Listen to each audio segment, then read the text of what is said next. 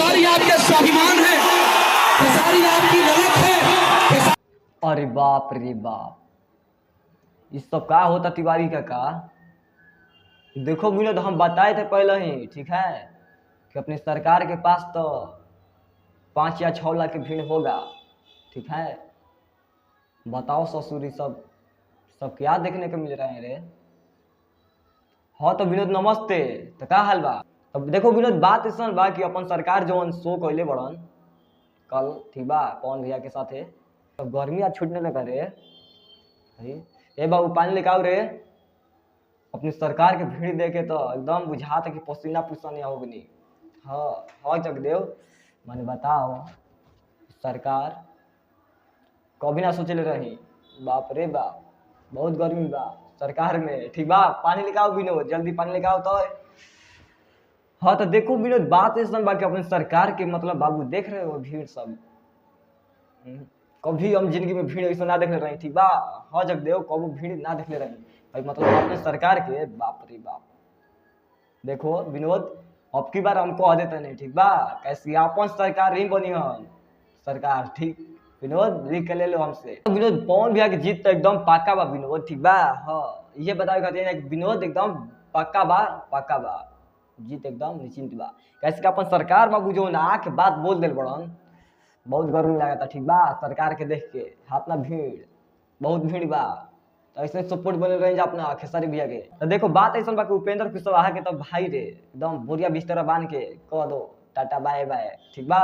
कैसे पवन भैया एंट्री मार चुकल बड़न, और हेलीकॉप्टर के साथ आई बड़न पवन भैया और अपन सरकार। बाप रे बाप, ये सब भीड़ बताओ ससुर, जो बात बोले बड़न भैया तो एकदम मतलब बेस्ट बात बोले बड़न। थोड़ा सा हम वीडियो क्लिप दिखा देते हैं तो यहाँ के, ठीक बा। और क्वेश्चन लगा था हमारे को बता दीजिए अपन सरकार का बोले बड़न, मतलब इतना धाकड़ बात बोले बड़न, इतना मतलब धांसू बात कि सब विरोधियों के एकदम फाट के किनार लागल भाई हमार। बताओ ससुर,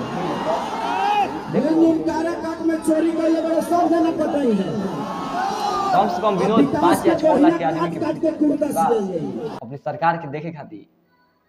कैसे आग बोन अपन सरकार हेलीकॉप्टर लेता है, मामूली बात नहीं है। सबके हुआ जी का, सबके हुआ जी अपन सरकार के पास है, बहुत भीड़ बा सरकार के पास, देख लो विनोद।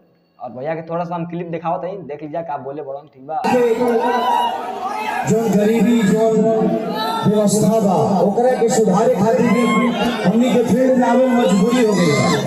अगर हमनी के नेता अगर काम करी तो हमनी काहे के पड़ी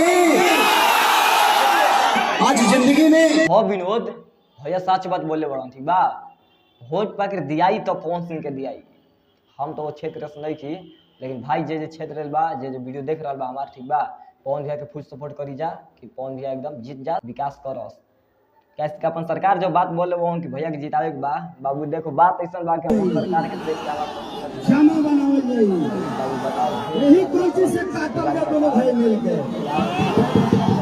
तो बस प्रधानमंत्री बनावे के और कोशिश करिए कि मैं ये तो सरकार के बुलागा था कि प्रधानमंत्री बनावे परी विनोद, ठीक बा। ये सब भीड़ देखला के बाद बुझा था कि विरोधियों के पानी चढ़े लगी। 4 तरीके बाबू खेला होखेला बा, और 1 तरीके सबके हुई भाई हमार हाथ जोड़ी बा कि सबके वोट बस पवन भैया के दी और विजयी बनाई, ठीक बा।